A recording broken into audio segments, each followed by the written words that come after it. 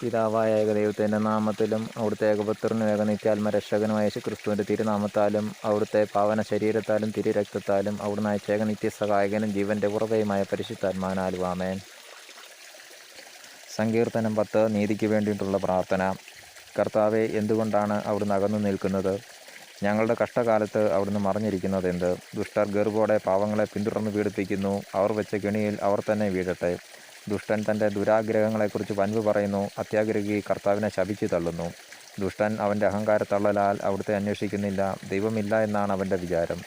അവൻ്റെ മാർഗങ്ങൾ എപ്പോഴും വിജയിക്കുന്നു. അവിടുത്തെ ന്യായവിധി അവന് കണ്ണെത്താത്ത വിധ ഉയരത്തിലാണ്. അവൻ തൻ്റെ ശത്രുക്കളെ പുച്ഛിച്ചു തള്ളുന്നു. താൻ കുലുങ്ങുകയില്ല, ഒരു കാലത്തും എനിക്ക് അനർത്ഥം ഉണ്ടാകുകയില്ലെന്ന് അവൻ ചിന്തിക്കുന്നു. അവൻ്റെ വായ ശാപവും വഞ്ചനയും ഭീഷണിയും കൊണ്ട് നിറഞ്ഞിരിക്കുന്നു. അവൻ്റെ നാവിനടിയിൽ ദ്രോഹവും അധർമ്മവും കുടികൊള്ളുന്നു. അവൻ ഗ്രാമങ്ങളിൽ പതിയിരിക്കുന്നു. ഒളിച്ചിരുന്ന് അവൻ നിർദോഷരെ കൊല ചെയ്യുന്നു. അവൻ്റെ കണ്ണുകൾ നിസ്സഹായരെ ഗൂഢമായി തിരയുന്നു. പാവങ്ങളെ പിടിക്കാൻ അവൻ സിംഹത്തെ പോലെ പതിയിരിക്കുന്നു. പാവങ്ങളെ വലയിൽ കുരുക്കി അവൻ പിടിയിലമർത്തുന്നു. നിസ്സഹായം ഞെരിഞ്ഞമർന്നു പോകുന്നു. ദുഷ്ടൻ്റെ ശക്തിയാൽ അവൻ നിലം പതിക്കുന്നു. ദൈവം മറന്നിരിക്കുന്നു. അവിടുന്ന് മുഖം മറച്ചിരിക്കുകയാണ്.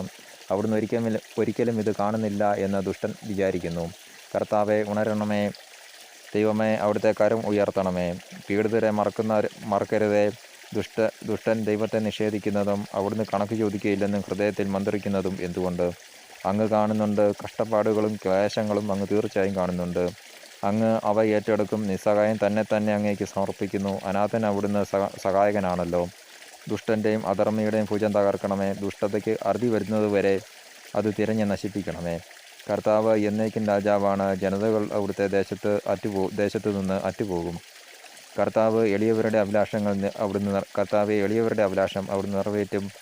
അവരുടെ ഹൃദയത്തിൽ ധൈര്യം പകരും. അവിടുന്ന് അവർക്ക് ചെവി കൊടുക്കും. അനാഥർക്കും പീഡിതർക്കും അങ്ങ് നീതി നടത്തി കൊടുക്കും. മണ്ണിൽ നിന്നുള്ള മനുഷ്യൻ ഇനിമേൽ അവരെ ഭീഷണിപ്പെടുത്തുകയില്ല. പിതാവായ ദൈവത്തിൻ്റെയും അവിടുത്തെ പുത്രനും നിത്യാത്മ രക്ഷകനുമായ യേശുക്രിസ്തുവിൻ്റെ തിരുശരീരത്താലും അവിടുത്തെ തിരുരക്തത്താലും അവിടുത്തെ തിരുനാമത്താലും അവിടുന്ന് അയച്ച ഏക നിത്യസഹായനും ജീവൻ്റെ ഉറവയുമായ പരിശുദ്ധാത്മാവിനാലും ആമേൻ.